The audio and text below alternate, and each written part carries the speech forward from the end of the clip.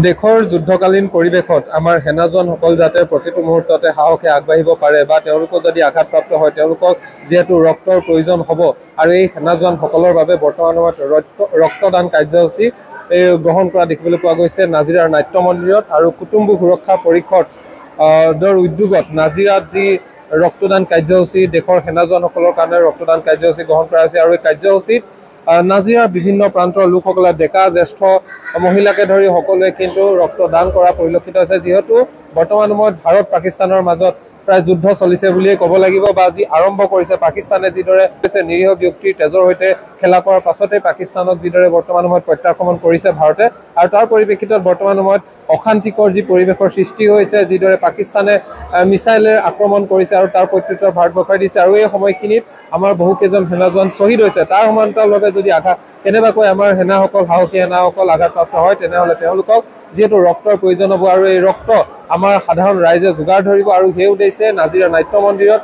কুটুম্ব সুৰক্ষা পৰিষদৰ উদ্যোগত ৰক্তদান শিবিৰ অনুষ্ঠিত কৰা হৈছে আৰু এই ৰক্তদান শিবিৰত নাজিৰাৰ বিভিন্ন প্ৰান্তৰ জ্যেষ্ঠ কনিষ্ঠ সকলোৱে মহিলা সকলোৱে তেওঁলোকে ইয়াত ৰক্ত প্ৰদান কৰা দেখিবলৈ পোৱা গৈছে দেশৰ সেনা জোৱানসকলৰ কাৰণে এই ত্যাগ কৰিবলৈ চেষ্টা কৰিছে কিয়নো সেনা জোৱানসকলে আমাৰ দেশৰ সকলোৰে ৰক্ষাৰ স্বাৰ্থত প্ৰতিজন নাগৰিকৰ ৰক্ষাৰ স্বাৰ্থত তেওঁলোকে সীমান্তত সুৰক্ষা দি আছে অতি সাহসেৰে নিজৰ কৰ্তব্য পালন কৰিছে তেনেস্থলত যদি কোনো ধৰণৰ বিপদ হয় বা তেওঁলোকে শৰীৰত আঘাতপ্ৰাপ্ত হয় সেই তেওঁলোকক যদি তেতিয়া ৰক্তৰ প্ৰয়োজন হয় সেই ৰক্ত কিন্তু আমাৰ সাধাৰণ নাগৰিকে দিবলৈ চেষ্টা কৰিছে আমাৰ নাজিৰাৰ পৰা এইদৰে এতিয়া নাজিৰাৰ সকলো মহিলা পুৰুষ সকলো ওলাই আহিছে সকলোৱে এতিয়া জোৱানসকলৰ কাৰণে ৰক্তদান দিয়া দেখিবলৈ পোৱা গৈছে এইটো এটা সুন্দৰ পৰিৱেশে বা বাৰ্তা প্ৰেৰণ কৰিছে যিহেতু বৰ্তমান সময়ত আমি দেখিছোঁ দেশৰ বিভিন্ন প্ৰান্তত পূজা অৰ্চনা কৰিছে যাতে আমাৰ সেনাসকলে অতি শক্তিশালী তেওঁলোকে শক্তিশালী ৰূপত তেওঁলোকে আমাৰ দেশখন ৰখাব পাৰে বা শত্ৰুক ধ্বংস কৰিব পাৰে আৰু এটা শিক্ষা দিব পাৰে তাৰ সমান্তৰালভাৱে বৰ্তমান সময়ত ৰক্তদান শিবিৰো গ্ৰহণ কৰা হৈছে যাতে আমাৰ কোনো সমস্যাত যাতে আমাৰ নপৰে আমাৰ সেনা জোৱানসকলে দুখ পালেও যাতে বা তেওঁলোকৰ শৰীৰত আঘাতপ্ৰাপ্ত হ'লেও শৰীৰত যদি তেওঁলোকৰ ৰক্তৰ প্ৰয়োজন হয় সেই ৰক্ত আমাৰ ইয়াৰ পৰাই দিব পাৰিব সেই উদ্দেশ্যে নাজিৰাত শিৱসাগৰ জিলাৰ নাজিৰাত এই বিশেষ কাৰ্যসূচী অৱলম্বন কৰা দেখিবলৈ পোৱা গৈছে নাজিৰা নাট্য মন্দিৰত ৰত্নগৰ্ভা তেজস্বিনী ফাউণ্ডেশ্যনৰ উদ্যোগত যি আপোনাৰ শ্ৰদ্ধাঞ্জলি অনুষ্ঠান আৰু লগতে আপোনাৰ যি ধৰণে আধ্যাত্মিক এক ধৰ্মালোচনী সভা আছে তাৰ লগত সংগতি ৰাখি আমি কুটুম্ব সুৰক্ষা পৰিষদৰ তৰফৰ পৰা এটি ৰক্তদান শিবিৰ আমি আয়োজন কৰিছোঁ আচলতে সিদ্ধান্তটো খুব তাৎক্ষণিকভাৱে আমি ল'ব লগা হ'ল লৈ পেলাই আমাৰ কথাটো এইটো যে ভাৰতৰ যিসকল সেনা বাহিনীয়ে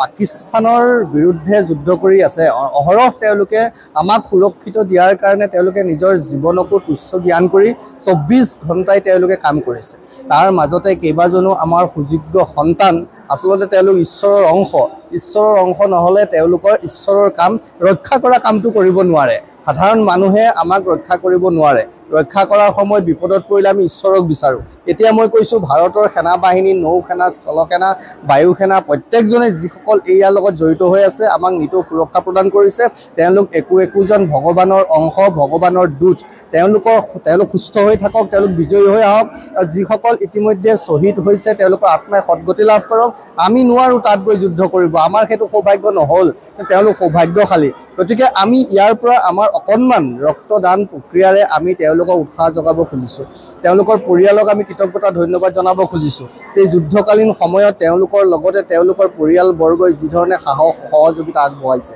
যিধৰণে উৎসাহ প্ৰেৰণা যোগাইছে গতিকে মই কৈছোঁ ইয়াত আমি সামাজিক মাধ্যমত দেখি আছোঁ সামাজিক মাধ্যমত বিভিন্ন কথা কৈ থাকিব পাৰোঁ কিন্তু আমিও সেই যুদ্ধখনৰ অংশীদাৰ হ'ব লাগে ইয়াত ধৰ্ম ৰক্ষাৰ যুদ্ধ ইয়াৰ অধৰ্মীসকলক ইয়াক শিক্ষা দিয়াৰ যুদ্ধ এখন আমাৰ প্ৰত্যেকৰে নিজৰ সুৰক্ষাৰ কাৰণে আমি কৰিছোঁ সেইকাৰণে মই আহ্বান কৰিছোঁ ভাৰতবৰ্ষৰ লগতে অসমৰ সকলোকে যে সকলোৱে এই ধৰণৰ অংশগ্ৰহণ কৰক যিধৰণে পাৰে তেওঁলোকে নিজৰ ৰাষ্ট্ৰৰ প্ৰতি ধৰ্মৰ প্ৰতি নিজৰ একাগ্ৰতা নিজৰ সমৰ্পণ দায়বদ্ধতা তেওঁলোকে দেখুৱাওক আৰু আমি চেষ্টা কৰিম ইয়াৰ পৰা আৰম্ভ হৈছে অসমৰ ঐতিহ্যমণ্ডিত জিলা শিৱসাগৰৰ নাজিৰাৰ পৰা ইয়াৰ পৰা আৰম্ভ কৰিছোঁ আমি সমগ্ৰ অসমতে এই প্ৰক্ৰিয়া আগুৱাই নিবলৈ আমি চেষ্টা কৰিম বুলি ভাবিছোঁ